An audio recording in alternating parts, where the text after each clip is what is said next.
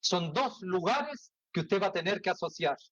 Estos lugares pertenecían a esta región norte de Israel, Galilea de los gentiles. Bueno, ¿por qué fue llamada así este lugar en cuanto a los gentiles? En ese tiempo, en el tiempo de Isaías y también en el tiempo posterior, cuando el Señor Jesucristo estuvo aquí en esta tierra, resulta que esta Galilea era una zona donde los gentiles predominaban. Sí, habían judíos, pero ocurrió algo estratégico por el lugar, así que los gentiles comenzaron a predominar en esa región. ¿Se convirtió en qué cosa? Por lo tanto, era un punto de encuentro tanto cultural y un área de importancia estratégicamente hablando. Y aquí, en Isaías capítulo 9 y versículo 1, se profetiza que aunque en el pasado las tierras de Zabulón y Neftalí fueron humilladas, en el futuro hay una esperanza. Esto es lo que habla Isaías. Muestra la realidad de la oscuridad del pasado de ellos, pero les muestra una tremenda esperanza cuando dice que fueron humillados en el futuro, pero en el futuro serán honradas, refiriéndose a qué cosa? A la Galilea de los gentiles. ¿Qué cosa recibirían? Recibirán una gran luz. Eso fue lo que el Señor planteó, tanto lo que decía Isaías como cuando él estuvo. Galilea de los gentiles. Y esto fue algo tan grande, fue tan grande como comienza del cambio de algo tan oscuro con un pasado tan tremendo a comenzar a aclarar y aclarar y aclarar y empezar a mostrar la realidad de lo que vendría. Y uno dice, tenía esperanza Zabulón y Neftalí, la tierra, la región de Galilea, sí, tremenda esperanza tenían este pueblo, estos seres humanos. ¿Sabe por qué? Porque había llegado la luz a esta tierra. Sí, el propio Señor lo dijo, yo soy la luz del mundo, el que me sigue no andará en tinieblas. El pasado con ahora con un presente, y ojalá que sea un presente continuo, querido amigo, querido oyente, para tu vida, que puedas tener y beneficiarte de esta esperanza que tuvieron aquellos lugares, Zabulón y Neftalí, región de Galilea. Un día vino la luz, un día vino el Señor y les trajo alegría, les trajo gozo. Su pasado quedó atrás. Comenzó un futuro eterno que tendría repercusiones eternas. Para siempre, esa luz que les había cambiado sería aquel bendito Salvador que un día ellos estarían por toda la eternidad en las glorias celestiales donde hay solo luz. No hay tinieblas en los cielos. Y es lo que había en el corazón aún de cada persona que iba conociendo al Señor Jesucristo. ¿Sabe cómo consideraban los judíos esta tierra? Era una tierra de oscuridad. Sí la miraban ellos, con desprecio. Zabulón, Neftalí, Galilea. ¿Se recuerda lo que dijeron del Señor? Un hijo de un carpintero. ¿Quién es este que recibe a los pecadores y con ellos come? ¿Por qué doy este detalle importante para ver lo que el Señor va a mostrar ahora también en Isaías? ¿Sabe cuál es la razón? Porque la esperanza que tuvo este pueblo estaba en aquel que sí recibía a los pecadores, que sí comía con ellos, y lo hacía con alegría, lo hacía con gozo. ¿Sabe por qué los recibía? Porque él conocía la condición de sus corazones. Querido amigo, con esto queremos decirte algo. El Señor en este momento conoce la condición no porque viniste aquí, conoce la condición antes que llegaras aquí. Si en este momento estás en este lugar, es con un propósito. ¿Y sabes para qué?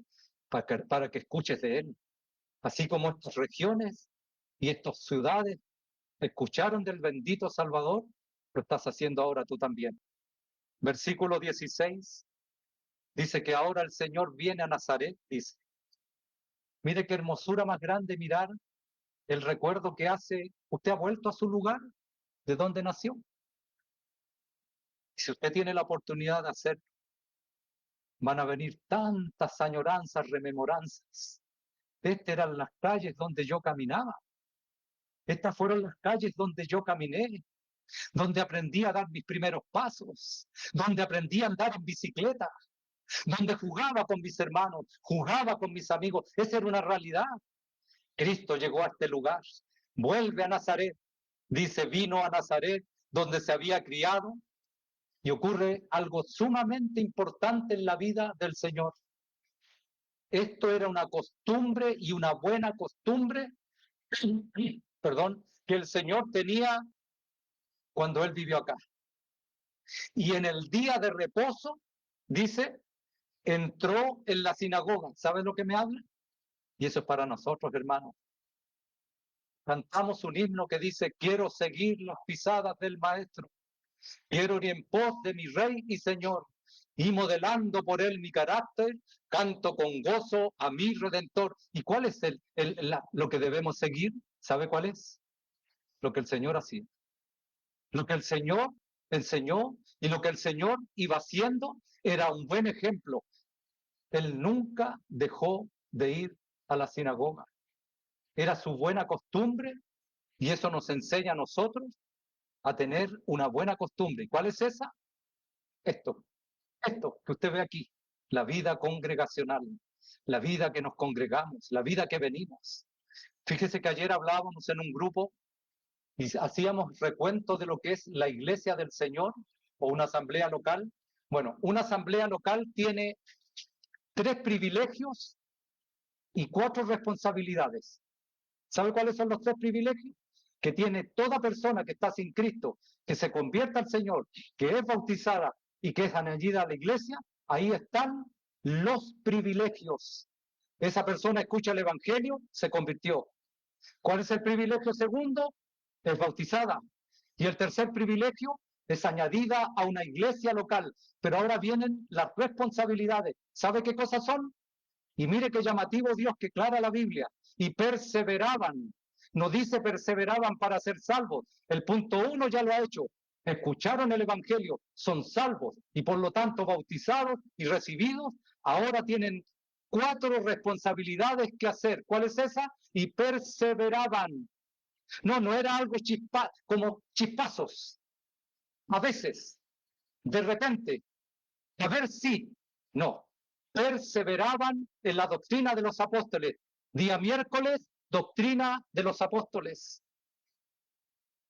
En las oraciones, en la comunión unos con otros y en el partimiento del pan. Ahí están las responsabilidades de cada hijo de Dios que está en una asamblea local. Eso es lo que debemos hacer. Querido hermano, yo no lo estoy diciendo, en la palabra de Dios, que me enseña que yo tengo privilegios, pero tengo tremendas responsabilidades de estar en este lugar.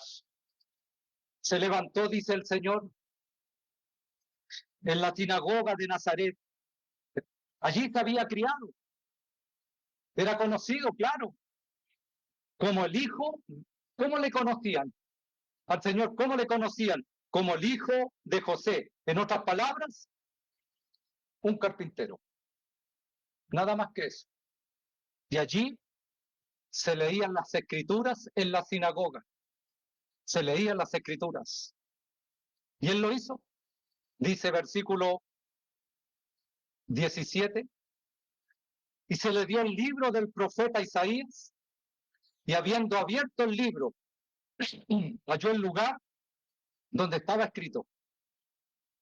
¿Sabe que este momento preciso en que el Señor vuelve a Nazaret no era algo que estaba, por decirlo así, improvisado?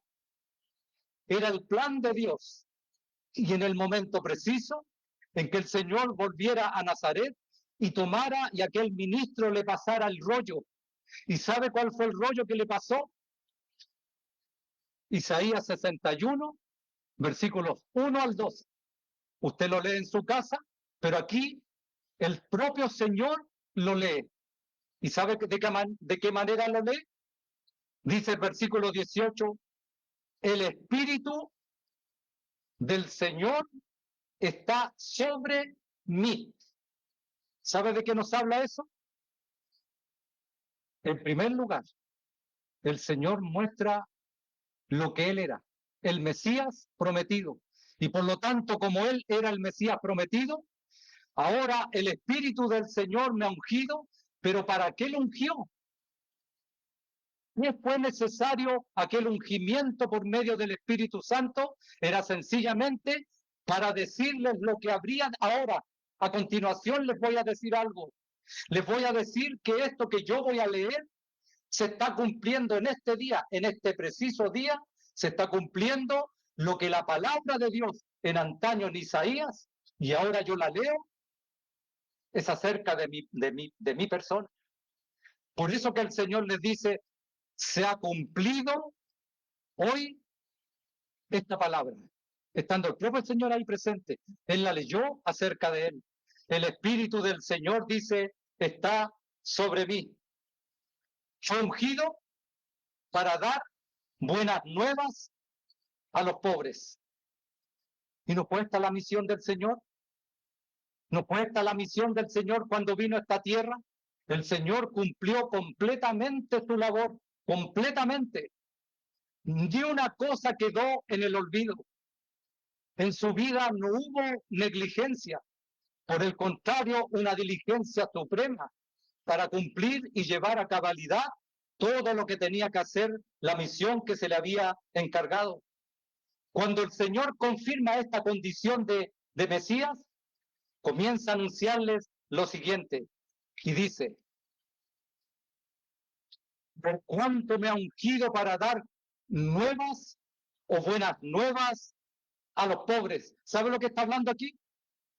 Lo que llamamos en las Escrituras el Evangelio. Las buenas noticias, las buenas nuevas de salvación. Pero ¿sabe cómo comienza? Hablando acerca de los pobres. Y esta es la más grande verdad que Cristo tuvo que vivir y hacer cuando estuvo en esta tierra. Él se hizo pobre, dice, a sí mismo para que el Evangelio pudiera suplir la necesidad de nosotros los pobres.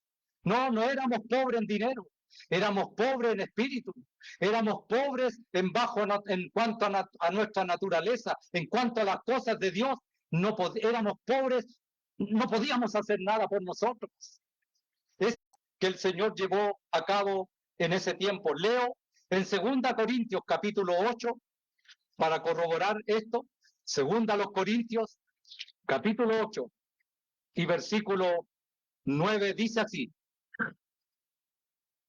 porque ya conocéis la gracia de nuestro Señor Jesucristo, que por amor a vosotros se hizo pobre, siendo rico, para que vosotros con su pobreza fueseis enriquecidos. Y cuando nosotros hablamos